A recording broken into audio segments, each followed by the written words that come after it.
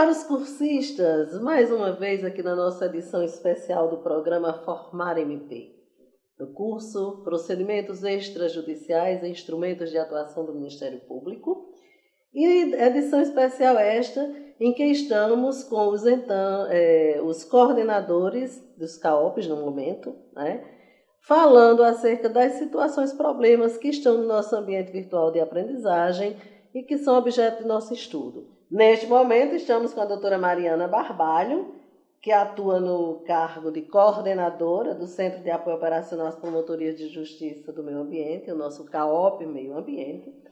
E, doutora Mariana, gostaríamos de que falasse para nós um pouco sobre a situação, o problema em que acontece uma poluição na lagoa, né, que trata da poluição, inclusive no nosso caso é chamado de situação Lagoa Azul, né, situação problema Lagoa Azul, uma lagoa poluída, cheia de dejetos, de lixo hospitalar, e essa água é uma água que seria para uso da população, né? Então houve uma denúncia ao Ministério Público, a Promotoria de Justiça constatou realmente a situação de degradação em que se encontra essa lagoa.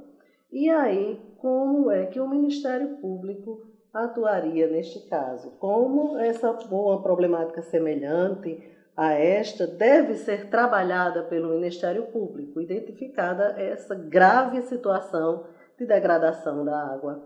Em alguma situação semelhante, o Ministério Público deve instaurar um inquérito civil e verificar o que é que está poluindo aquela APP, aquela área de proteção permanente, né? Porque pelo Código Florestal, 100 metros ao redor da lagoa, se for em zona rural, ou até 30 metros se for em zona urbana, é uma área protegida legalmente, né? Então, nesse caso, a primeira coisa é requisitar informações à Prefeitura Municipal, né?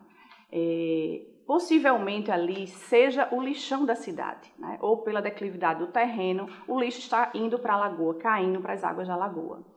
A gente pode perceber que não tem empreendimentos, né? Não tem imóveis construídos. Se tivesse, o Ministério Público também oficiaria para esses empreendimentos, para que mostre se tem licença ambiental, já que em área de APP, as condicionantes para um licenciamento são mais exigentes, né? São maiores.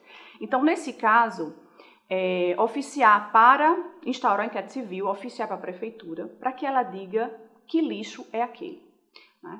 Podemos perceber que o lixo hospitalar é um lixo mais tóxico do que o lixo domiciliar. Portanto, na lei, né, na Política Nacional de Resíduos Sólidos, está expresso que é uma exceção, aquele lixo pode ser incinerado, né? Então, o município ele precisa contratar uma empresa para recolher aquele lixo.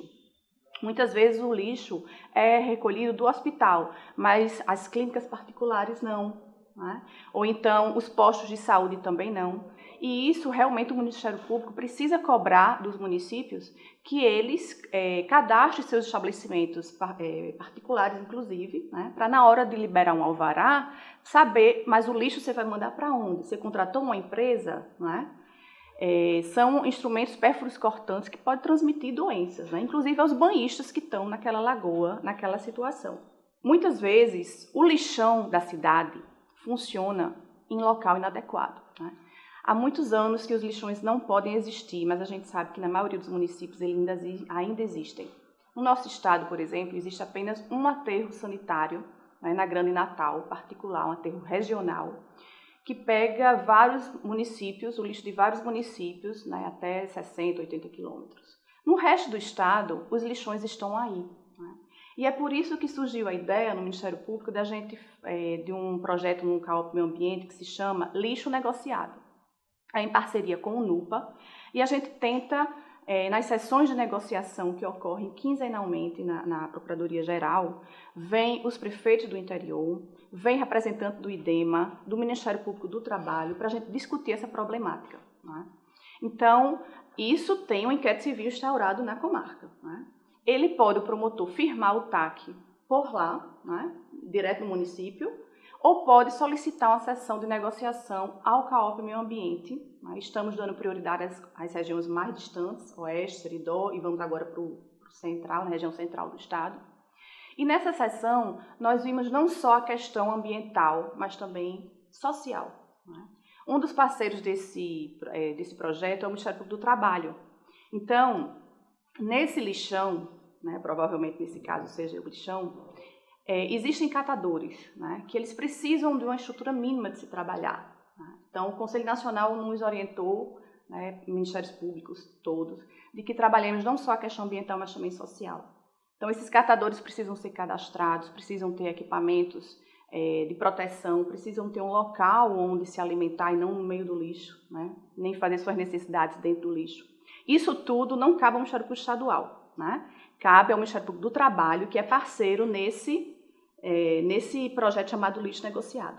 Então, se for na comarca, o Ministério Público pode firmar o TAC e informar o Ministério Público do Trabalho para que ele tome providências em relação aos catadores. Se não, nessa sessão de negociação, nós fazemos já os dois termos, ou TAC, o termo de acordo. Né? Então, nesse momento, os prefeitos eles ficam com a ciência melhor do que cabe ao município. Né? Já que o lixo produzido fica a céu aberto, ele produz um chorume que ele infiltra, né? E isso vai procurar o corpo hídrico ali perto. Então, a poluição existe não só visual, mas também a água deve estar contaminada. E esses banhistas devem estar correndo risco. Não é? Então, realmente, tudo em meio ambiente passa por uma questão de educação ambiental. E com relação ao NUPA, essa parceria do Núcleo de Incentivo à Autocomposição, pode ser realmente algo que ajude a efetivar e a dar celeridade, inclusive, a esses acordos, não é isso, doutora? Exato. No segundo semestre de 2018, fizemos 51 acordos, né, nas sessões do TAC, e os municípios que não comparecem, não pedem reaprazamento ou simplesmente não têm interesse de firmar o TAC, o problema vai ser judicializado. Né? Então, vai ter uma ação civil pública. Se ele firmar o TAC, o inquérito civil é arquivado e se instaura um PA, que é um procedimento administrativo, para acompanhar aquele TAC, se ele está sendo cumprido ou não. Né? O promotor ele pode solicitar ao CAOP Meio Ambiente uma vistoria para saber se o TAC está sendo cumprido, né?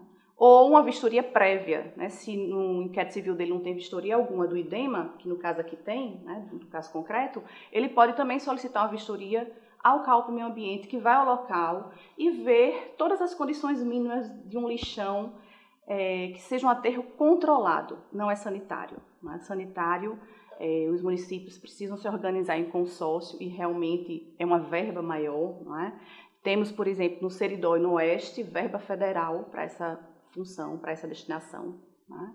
Então, os municípios eles precisam se reunir, né? E isso está sendo cobrado pelo Ministério Público. As primeiras cláusulas do TAC é justamente para que ele comprove que ele está pagando o consórcio que vai fazer o estudo ambiental para instalar o aterro sanitário, se ele faz parte de algum consórcio estadual, né, de alguma região. Né, porque tem município que simplesmente não aderiu a nenhum consórcio e acha que pode ter o lixão de forma indefinida, né, definitivo. E não ocorre, o lixão realmente já é proibido. Então, esse TAC são medidas paliativas enquanto os aterros sanitários não são instalados. Lembrando que, se o município não quer negociar, não quer firmar TAC, uma ação civil pública vai ser o instrumento necessário. Né? E também a representação ao Procurador-Geral de Justiça pelo crime do 54, crime ambiental, de estar poluindo. Então, as medidas cíveis e criminais podem ser tomadas nesse caso, né, no caso de omissão do município. Naquele local, pelo vídeo, caberia ao Ministério Público exigir do município, solicitar ao município um PRAD, né, para que ele diga como é que ele vai recuperar a área, quais são as medidas que ele vai tomar para recuperar a área. Inclusive, já tivemos aqui no estado ações judiciais, né, na Grande Natal, de promotores que solicitaram isso dos municípios, né? E ele não apresentou qualquer maneira de solucionar aquela poluição, portanto foi judicializado e já tivemos inclusive liminar favorável. Muito obrigada, doutora Mariana, e que maravilha que o Ministério Público tenha atuado tão eficientemente, tão eficazmente nessa questão gravíssima e que é tão importante a solução dela para a saúde pública, para o meio ambiente.